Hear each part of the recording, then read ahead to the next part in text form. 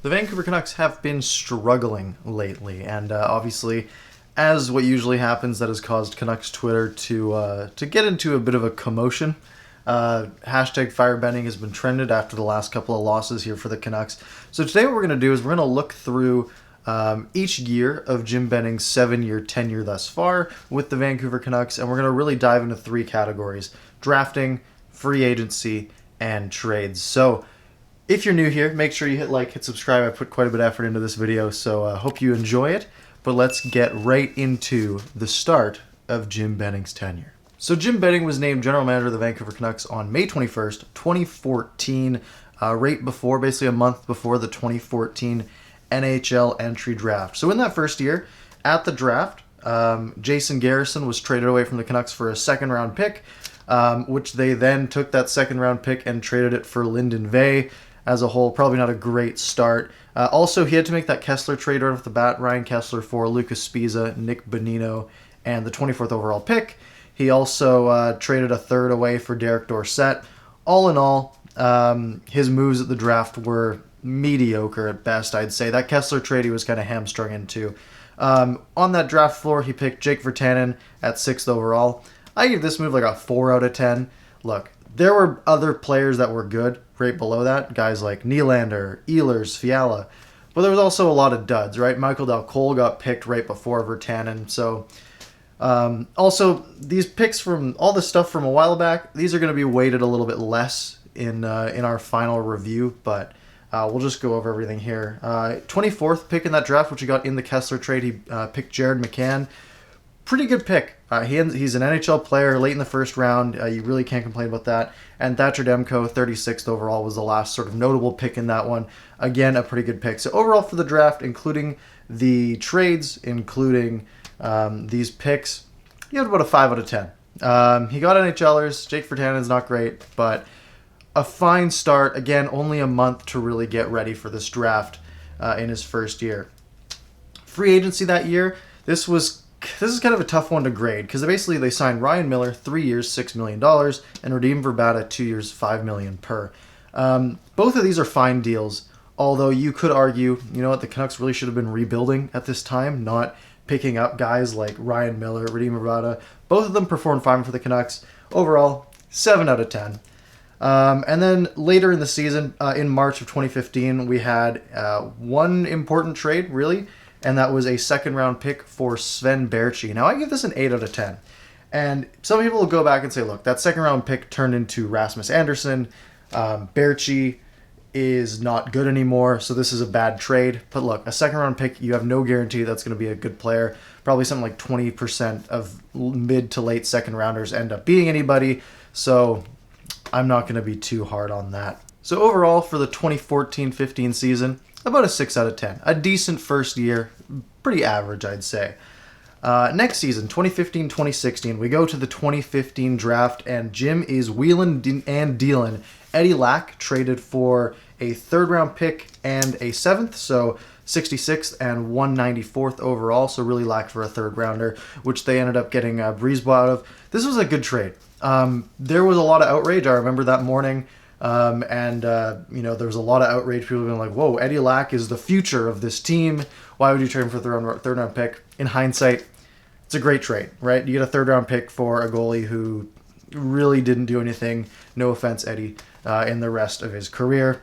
Brock Besser was their first pick at 23rd overall. That's a 9 out of 10 pick. The only other All-Stars after him, Travis Konecny was picked right after. Sebastian Aho was early in the second round. Now, obviously, you'd probably rather have Sebastian Aho than Brock Besser, but that's probably the only person ahead of him that you'd really be upset about not getting. Brisebois picked at 66th. Fine pick.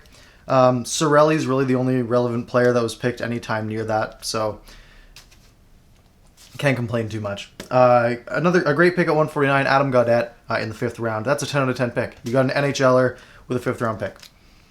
It's 10 out of 10.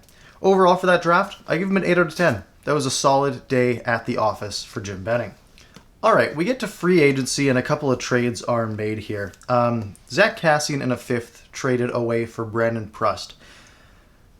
This one's tough because Zach Kassian had addiction issues here. He really, if he had stayed in Vancouver, he was never going to be a player, right? Obviously, he's a fine player now at Edmonton, but if he had stayed here, that wouldn't have happened. I give this a 3 out of 10, honestly, because the 5th for Brandon Prest still isn't worth it because that guy sucks. No real big signings made in free agency that year. And because there was no real big signings, I give him a 7 for free agency that year. Other trades here later on in the season, or at least later in the offseason here, was the Bonino for Sutter trades. That was Bonino, Clendenning, and a second-round pick for Brandon Sutter, and a third.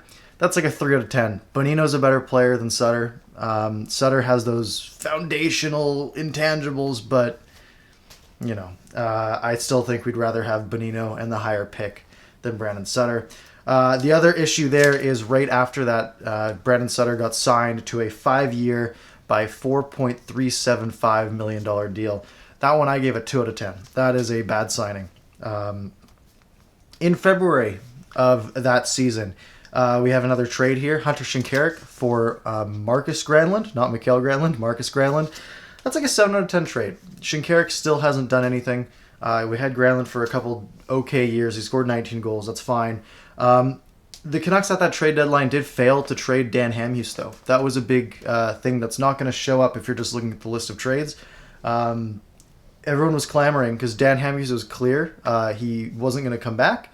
It was like, all right, trade him if you can. I think only Dallas would waive, or he'd only waive his no-trade clause to Dallas or something like that. They didn't get a deal done. Dallas went and got Chris Russell instead. So that was an issue there. In April, towards the end of the season, Troy Stecher signs as an undrafted free agent. That's a 9 out of 10 player right there. You got a player for free. Can't complain about that. Team would finish that year with 75 points.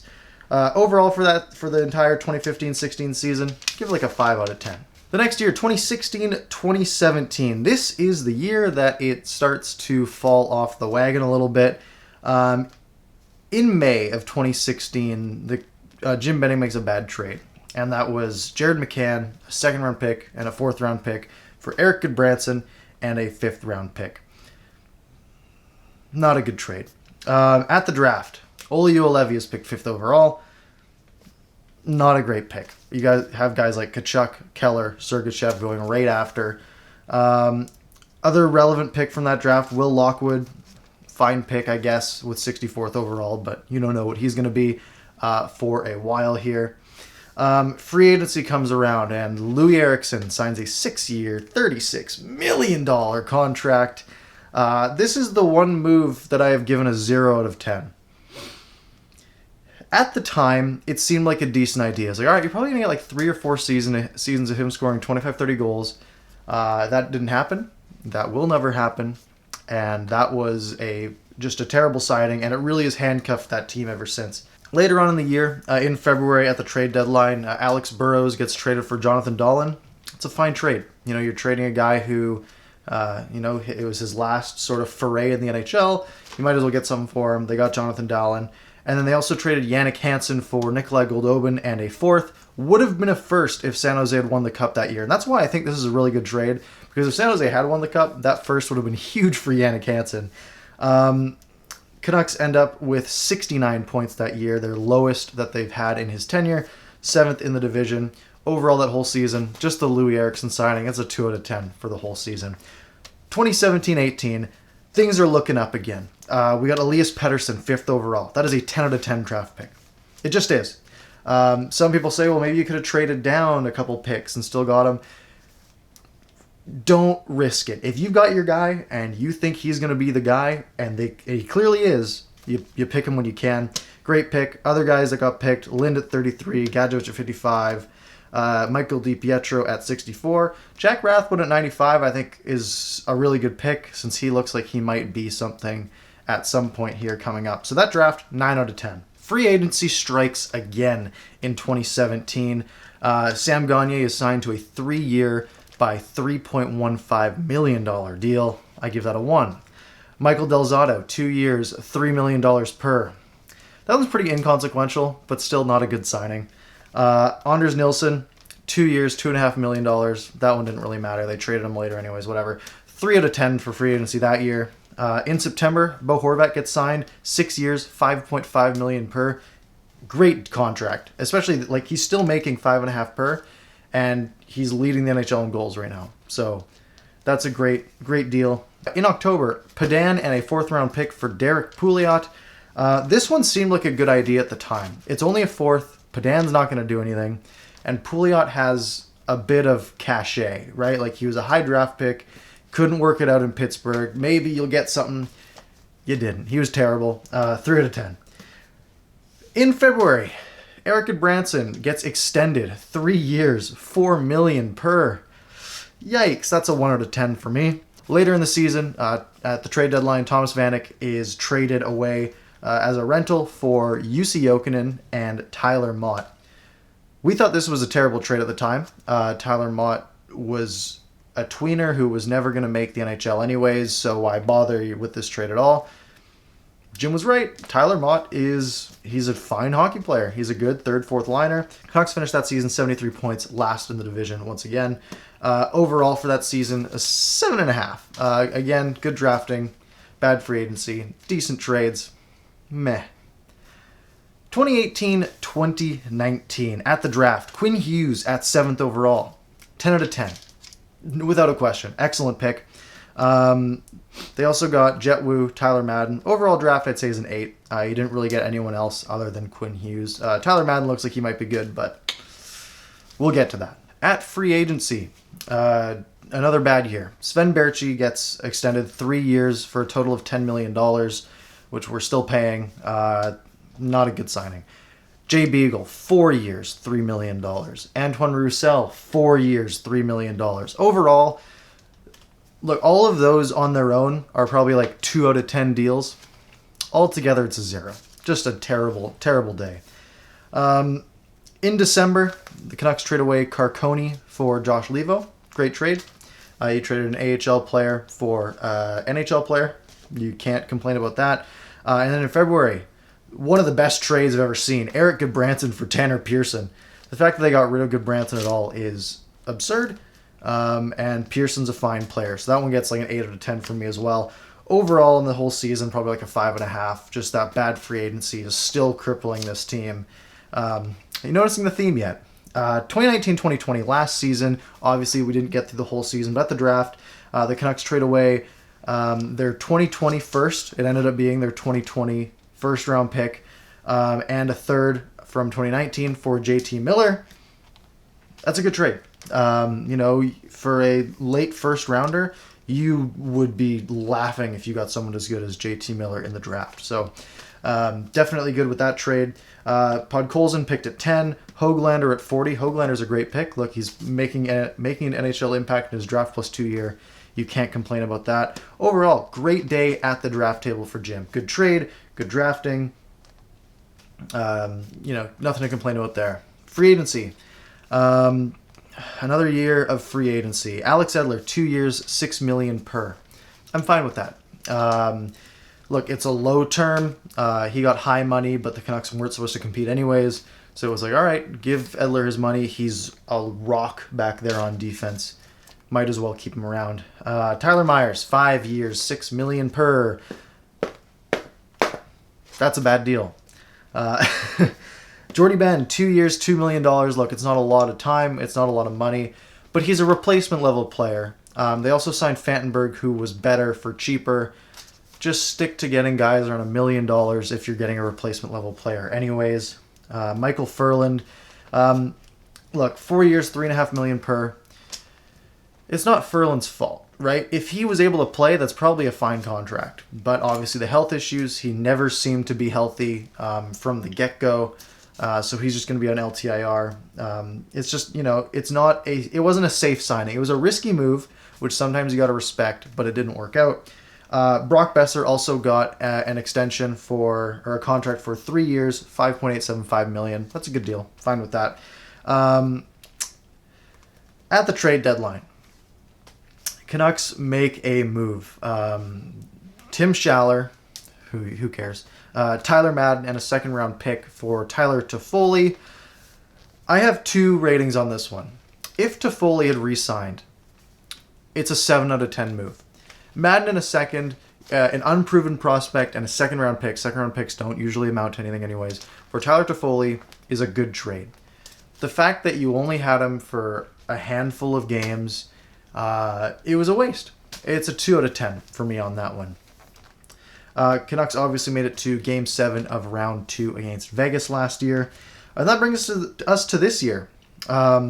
Look, the draft just happened a few months ago. Obviously too early on that one. And the Canucks didn't have a first or second round pick. So impossible to judge anything off the draft here. Free agency, again, is a mess. Jacob Markstrom walks. Chris Tanev walks. Tyler Toffoli walks. Josh Levo walks. Troy Stecher walks. 5 people from your lineup left the team. To replace them, you bring in Braden Holtby, 2 years, $4.3 million. Fine. Nothing. I don't love it. I don't hate it. Whatever. Travis Hamonic, 1 year, 1.25. Fine. Whatever. Don't hate it. They also get Nate Schmidt for a third-round pick from Vegas. That's a great trade. That's an 8 for me. Overall, free agency, again, it's like a 3 out of 10. So that brings us to our summary. I've got all 8 years here with my rankings for each year, and we'll go through them. We'll start at the draft. The draft has obviously been the strong suit for the Canucks recently. So just going through the list, these are all out of 10. 5, 8, 2, 9, 8, 8, and then not applicable for 2020-21. I'm weighting the recent years a little more because, look, for your guy who's the manager now, you care more about what he's done recently than what he did 6 years ago, right? Overall, the draft, 8 out of 10. He's been good. Can't complain. Trades. Again, starting at 14-15. 8, 4, 7, 7, soft 8 because there wasn't really any moves made, 2, and then 8. So you have some good years, some bad years, pretty average, so I'd say a 5. Free agency. 7, 7, 0, 3, 0, 4, 3 are my rankings for those last 5 years of free agency. Overall, just looking at the last 3 years, 0, 4, 3, it's a 2 for me. So, in summary, Jim Benning has drafted well, but he's really failed to capitalize on opportunities to add more picks to his stable. And he always says at every draft, we want to get more picks if we can. If we can add more picks, we'll be well off. It just doesn't happen. Again, it's just something to consider. Trading, he's been average. I think he's been smack dab in the middle of GMs on trades. He's made some great ones, some not so great ones. You can't really complain there because the guy you're replacing him with, you can't really guarantee he's going to do any better. I'm fine with the trades, average at best. Free agency. Obviously, I just gave his free agency a 2, the contracts he's dealt out. So free agency, though, has really crippled those strengths of drafting and being a decent trader.